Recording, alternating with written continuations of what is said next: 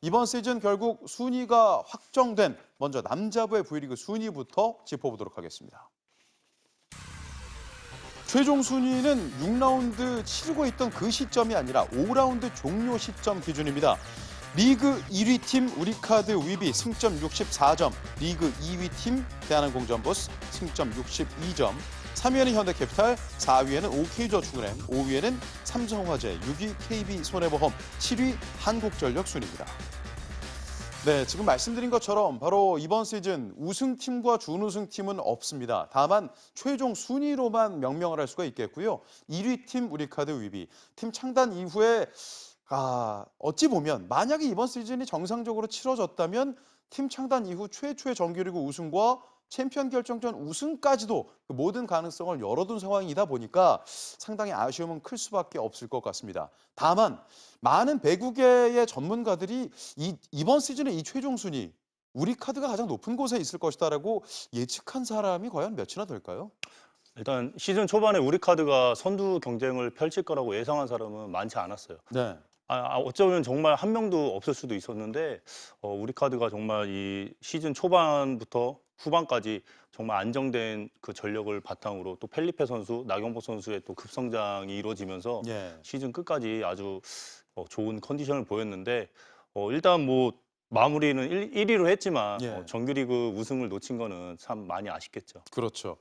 말씀해 주신 대로 펠리페 안톤 반대로 그동안은 한국전력과 KB손해보험을 돌면서 실질적인 외국인 선수들 가운데 우리 V리그 남자부에서는 저니맨이라고 불렸던 펠리페가 이제는 그동안의 가능성을 뛰어넘어서 확실한 팀의 주포로서의 모습도 한 보여줬고 나경복 선수와 황경민 두 명의 걸출한 윙스파이커 자원과 함께 이 세 명의 공격수를 잘 엮어가는 그 중심 역할을 또 노재욱 세터가 해주는 그런 모습의 우리카드 위비였습니다. 우리카드 위비가 이만큼 성장할 수 있었던 또 리그에서는 강력한 다크호스로 떠오를 수 있었던 가장 큰 원인은 그러면 어디에 있을까요? 우리카드가 정말 올해 안정된 전력을 구축하는 데는 그 디펜스 면에서 상당히 많이 좋아졌습니다. 예. 공격적인 면으로는 한 시즌 만에 좋아질 수 있지만 이 디펜스나 리시브 면에서는 한 시즌 만에 좋아지기가 상당히 힘든데 그렇죠. 우리카드 같은 경우에는 작년 시즌에는 수비 6위, 리시브가 7위였어요. 예. 하지만 올해는 수비 1위, 리시브가 3위까지 올립니다. 어. 이거는 정말 디펜스 면에서 정말 많은 순위 변동을 보여준 거고요. 예. 그리고 리시브 면에서 안정이 되면서 노재욱 세터가 정말 이 선수들 속공수와 레프트 라이트 윙 공격수들을 정말 잘 조합하는 그런 플레이가 나오면서 예. 정말 좋은 경기력을 항상 보여줬고 또 상대 팀으로 하여금 그냥 쉽게 실점을 하는 공이 없을 정도로 네네. 디그나 수비 면에서 1위를 달리고 있거든요. 그러면서 상대방으로서 정말 힘든 경기를 하게끔 하면서 정말 어떻게 보면 짠물 배구를 하면서 그렇죠. 올 시즌 정말 좋은 성적을 보여줬죠. 예. 팀 창단 이후에 최다 연승 신기록 10연승까지 달리던 우리카드 위비였습니다. 그만큼 신영철 매직이 무엇인지를 확실하게 보여준 또 검증한 시즌이 되지 않았나라는 생각이 드는데 제가 어제 사실 신영철 감독님과는 통화를 한번 했거든요.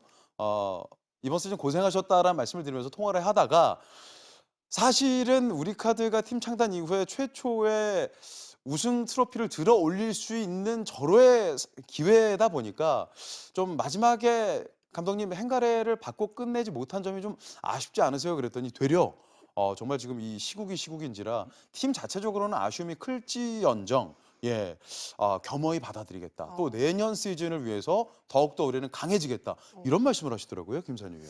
대인 배신인데요. 그러니까요. 욕심을 내지 않으시네요. 사실 창단 네. 이후 우승은 진짜 큰 거거든요. 그럼요. 그럼에도 불구하고 코로나 사태를 확실히 받아들이고 있는 신영철 감독 입장은 대단합니다. 맞습니다. 네. 그렇기 때문에 물론 리그 1위라는 수식어밖에 쓸 수 없습니다만 이번 시즌 최초로 정규리그를 1위로 마무리한 우리카드 위비 신영철 감독의 다음 시즌의 행보 더욱더 기대가 되지 않을 수 없습니다.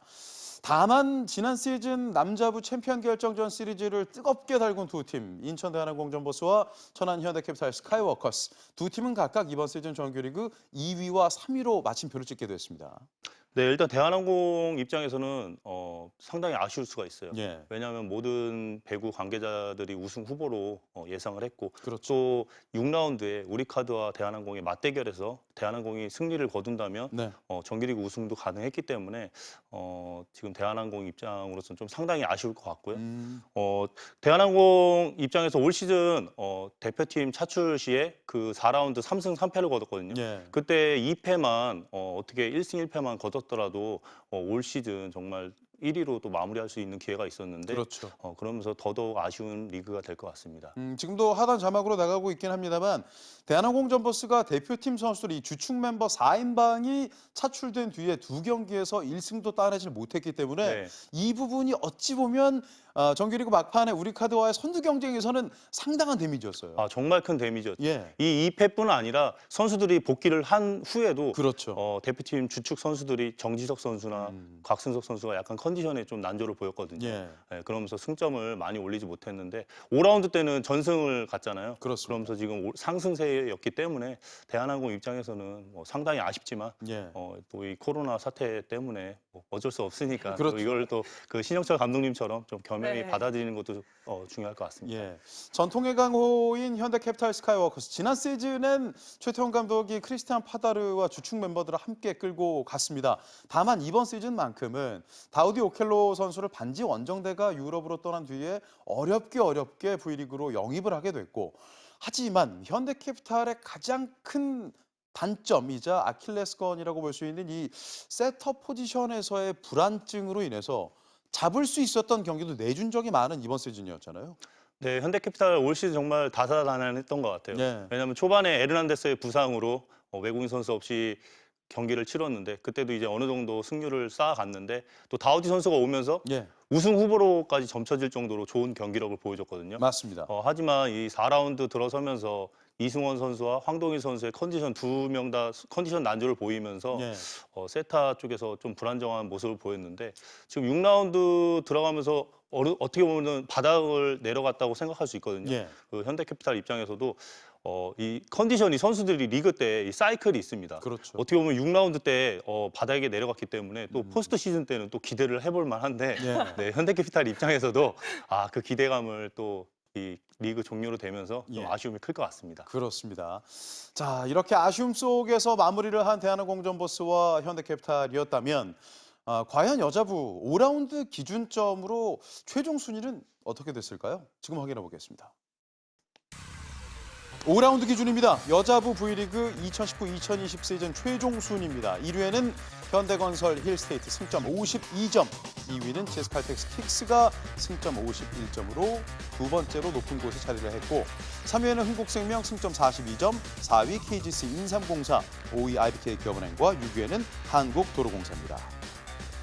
여자부 순위표에 가장 높은 곳에 자리하고 있는 현대건설. 다만 지난 시즌 같은 경우는 현대건설이 굉장히 좀 불안한 경기력을 보여주면서 하위권으로 시즌을 마무리하게 됐었는데, 김산희 위원이 판단하는 지난해와 이번 시즌 같은 팀이지만 네. 완전히 다른 흐름을 보여준 현대건설의 이 반등의 힘, 원동력은 또 어디에 있습니까? 굉장히 여러 가지가 있다고 생각이 드는데 네. 일단은 고혜림 선수의 영입입니다. 왜냐면 황민경 선수의 대각 그 자리가 리시브라든지 공격을 굉장히 많이 해줘야 되는데 그렇죠. 거기서 갈증을 느꼈었거든요. 아. 그 갈증을 코보컵부터 해소를 해줬었던 고혜림, 그리고 이다영의 성장세, 예. 그렇기 때문에 중앙을 확실하게 살렸었던 현대건설이었고, 특히나 뭐 여러 가지도 있지만 외국인 선수만큼의 활약을 해줬던 양효진이 있었기 때문에 꾸준함이 있었지 않았나 생각이 듭니다. 예.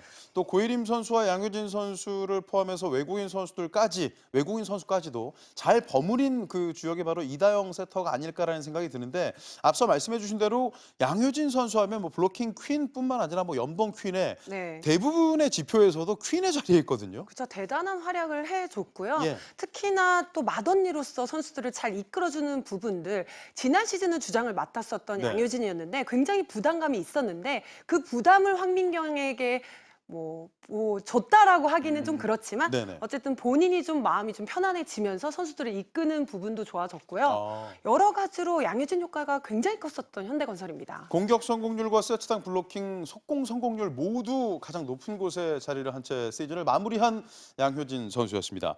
그렇다면 사실 최종 순위 2위에 자리하고 있는 GS칼텍스는 1위 현대건설과는 승점 차가 단 한 점 차. 굉장히 성공적인 시즌을 보낸 것은 자명한 사실인데 네. 아쉬움이 큰 것 또한 사실이에요.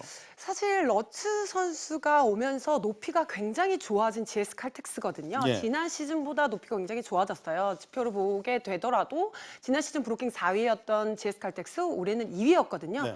러츠가 센터 라이트를 왔다 갔다 하면서 중앙이 좋은 팀은 중앙을 막아주고 레프트가 좋을 때는 라이트에서 브로킹을 해주면서 네. 높이를 자랑을 했는데 거기까지는 좋았어요. 근데 세터들이 불안감이 굉장히 많았습니다. 그렇죠. 그렇기 때문에 차성현 감독이 이현이라는 신인을 또 선발로 내보낼 정도로 올 시즌은 사실 좀 세터들의 활약이 좀 어려웠습니다. 예. GS 칼텍스가. 어찌 보면 말씀해주신 그 세터 포지션 관련해서 이고은 세터와 안혜진 세터 또 신예 이현 세터까지 현대캐피탈의 그 아픔과 어려운 네. 점과 좀 교집합을 갖고 있는 팀이 바로 GS 칼텍스잖아요. 네, 그렇죠. 중앙도 조금 뭐 약하기는 하지만 날개가 굉장히 좋은데도 그럼에도 불구하고 세터가 좀 흔들린다는 것은 본인들이 아직까지도 개인 기량이라든지 멘탈적인 부분이 완벽하지 않다라고 생각이 들고요. 예. 그 부분을 차상현 감독도 아마 올 시즌, 다음 시즌 시작을 할 때는 좀 확실하게 만들어서 나오지 않을까 생각이 들어요. 그렇군요. 사실 저희 주간 배구에서 이번 시즌 예상을 할 때